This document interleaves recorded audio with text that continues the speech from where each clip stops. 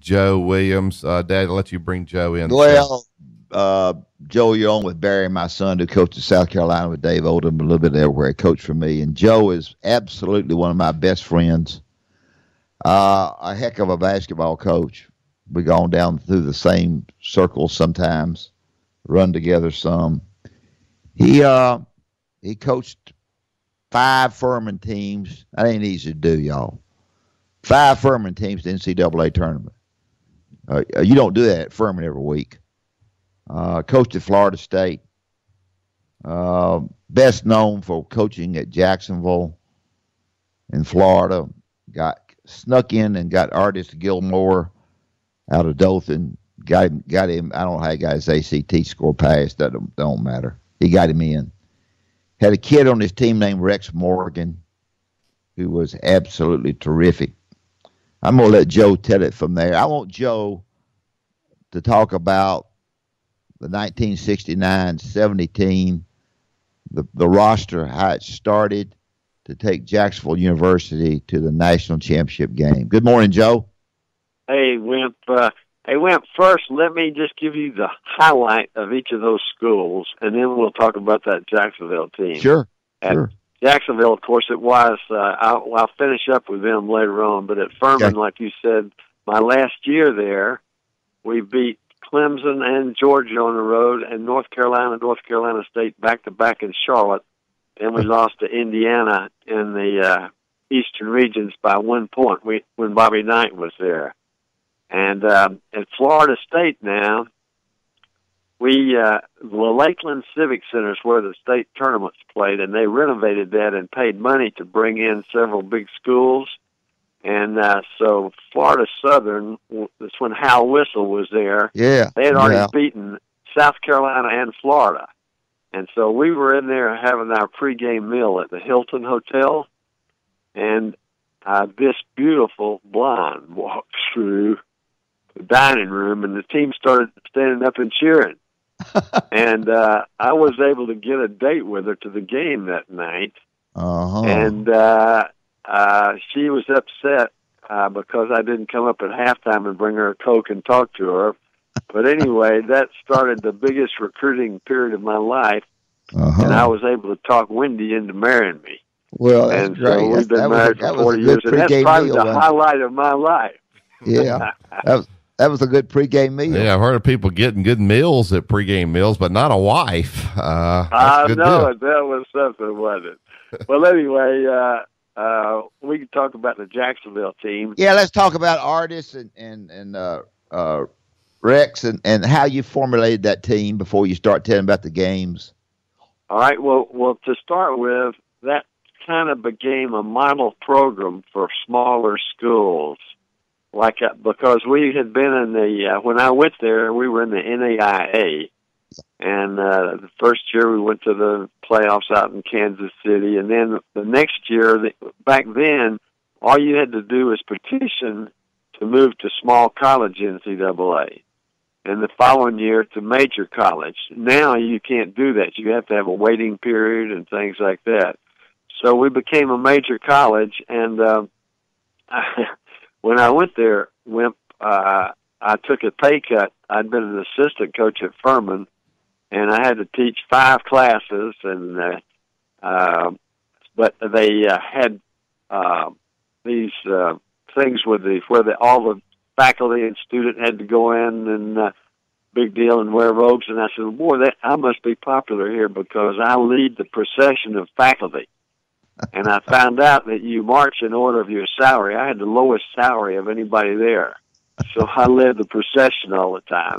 Anyway, I had to raise money to build our schedule. We put our games in the Coliseum, and we could only spend the amount of money we had when I went there, but any money we raised outside of that would go into the school budget just like a regular budget. So we gradually built our schedule, and you may not remember this, but the year before we got Artis, we came up and scrimmaged C.M. Newton's first year there at Alabama. Right. And, of course, we all love C.M. and sorry about what happened there. But you were assistant coach there, and we had a scrimmage there with that team. And so that team was pretty good.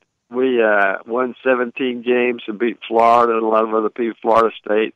Well, then we added Artis and Pembroke to that team. Pembroke Burrs was 7 feet tall, and of course Artis was 7'1". And we built up our schedule for the games we played in the Coliseum. So we had just a fabulous year. And people, let's go over again what happened that year. We only 24 teams got to go to the NCAA playoffs back then. Yeah. And so our first game was against Western Kentucky. And they had a big sign up on where we stayed, Jacksonville Who. And, of course, that's the name of the documentary now that they air on television. Sure. And, of course, we beat Western Kentucky. Then we went to the Eastern regions, and we beat Iowa, was undefeated in the Big Ten that year. And we beat them 102-101 on a last-second tip-in by Burroughs. Gee, and Joe Dean was calling the game. And, of course, we had been friends for years. He had known me since we came, all the way up through the ranks, me and you and Hugh Durham and all of us. And he ran out on the floor and gave me a hug, and he got reprimanded. The Big Ten thought he favored us because it was so exciting and unreal that we had won that he came out there on the floor.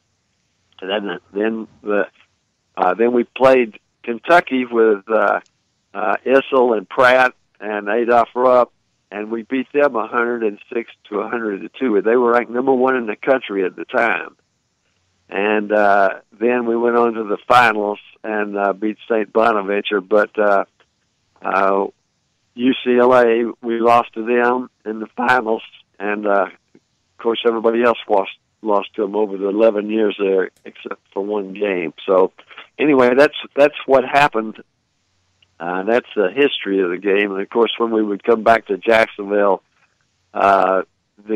the airport was always so crowded, and as we rode back into town, there were people cheering all along the way, and it was an exciting time for Jacksonville and for that program.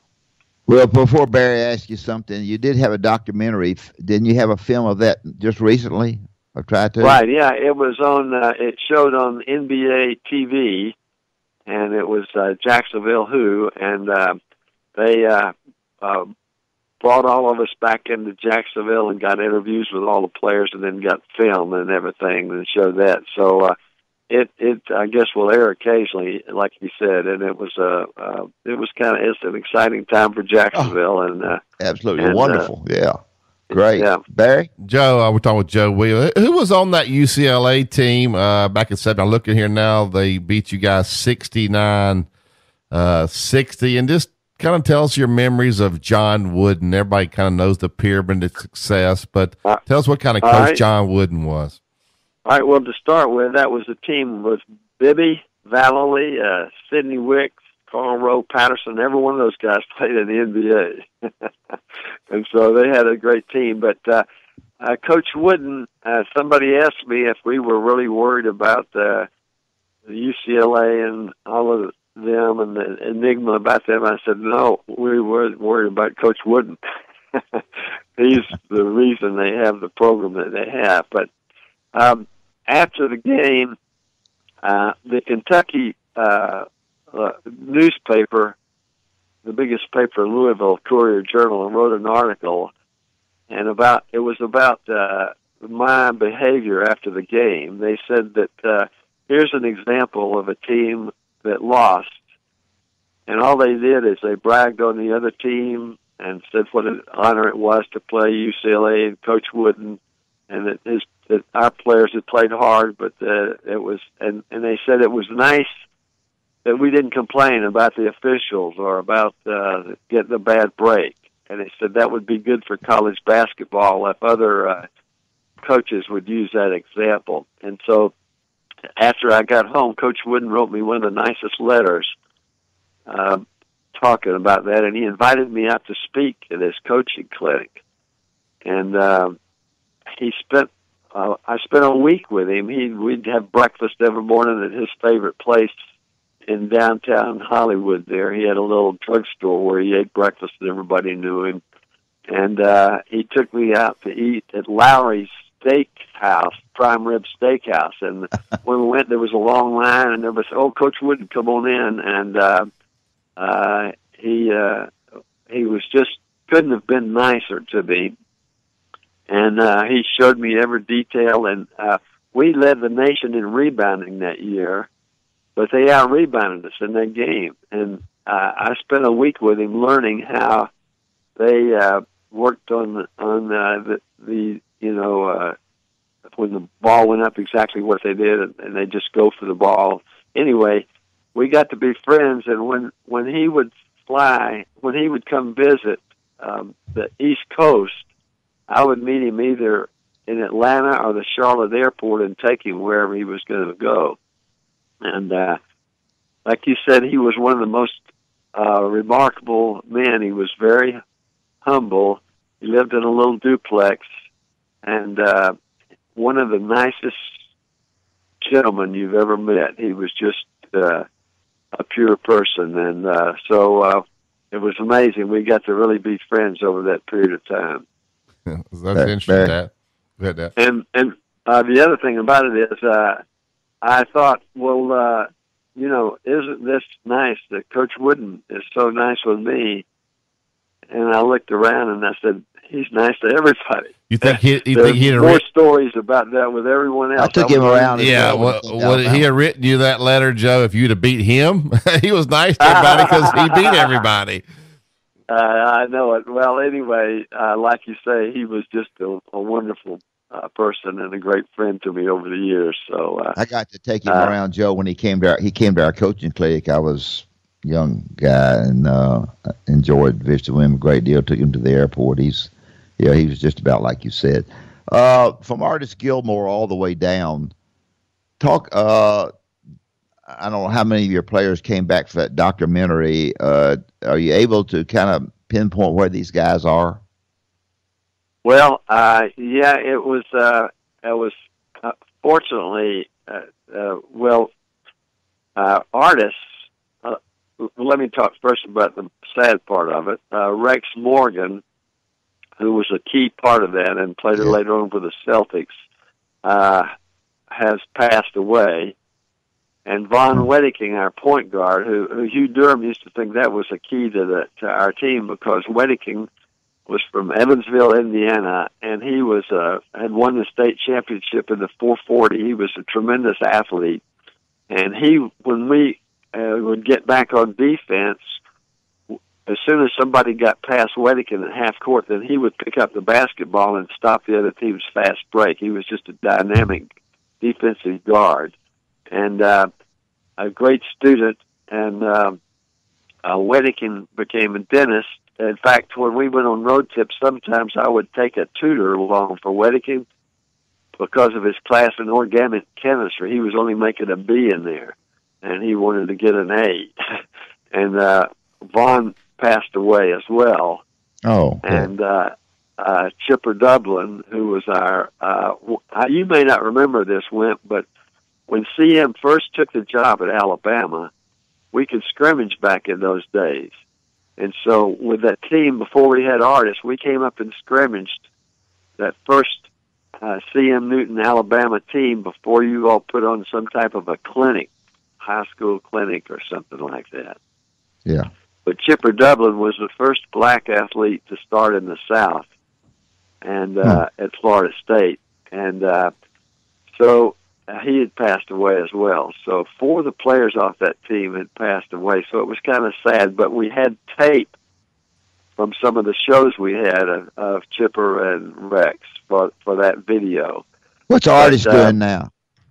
All right, well, Artist stayed on at Jacksonville. They hired him to represent the school, and the city for a while had him represent the city of Jacksonville at any sporting event.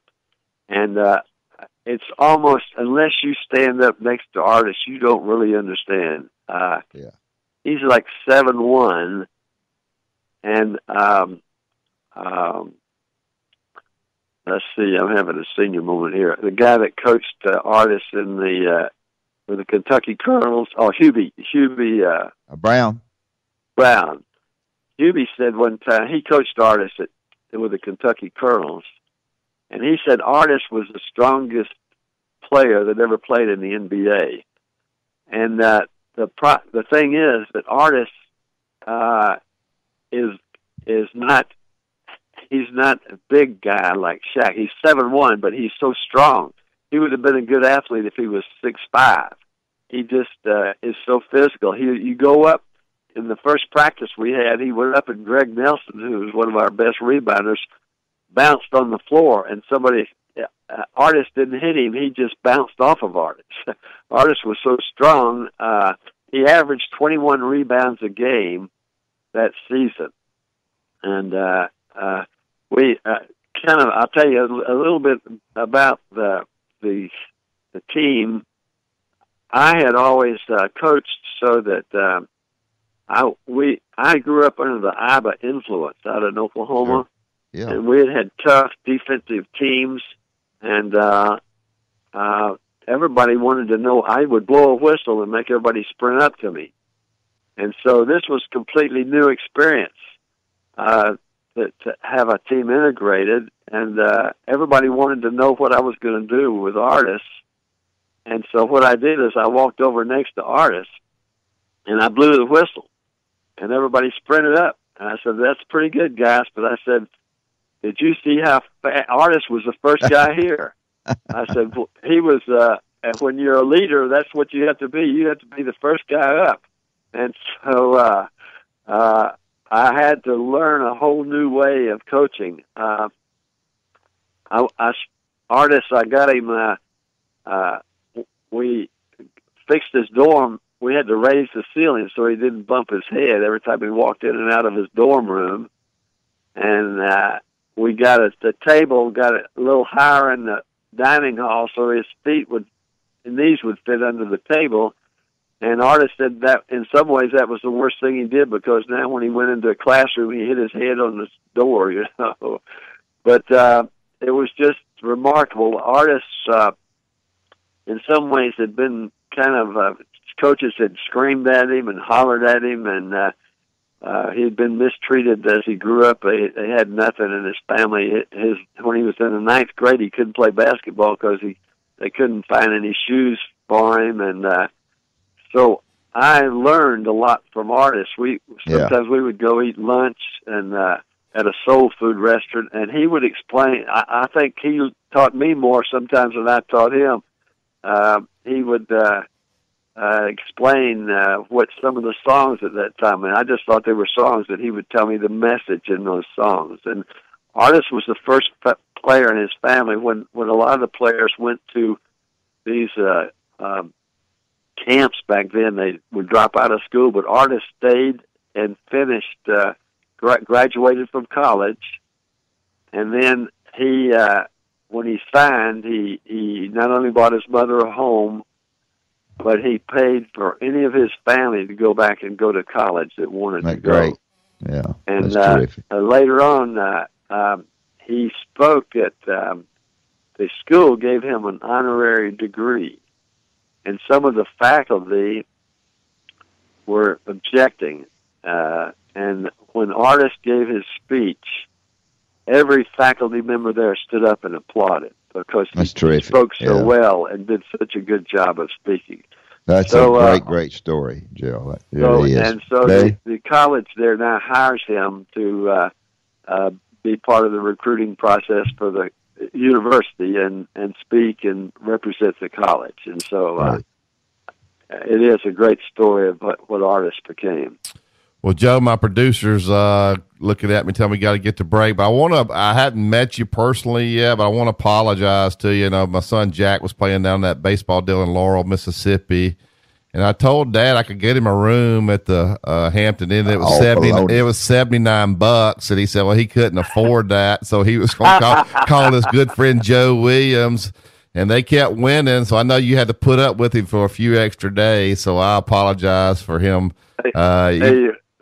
Thanks. I tell you, Wimp and I have been friends. We were both coaches together and went on through the years.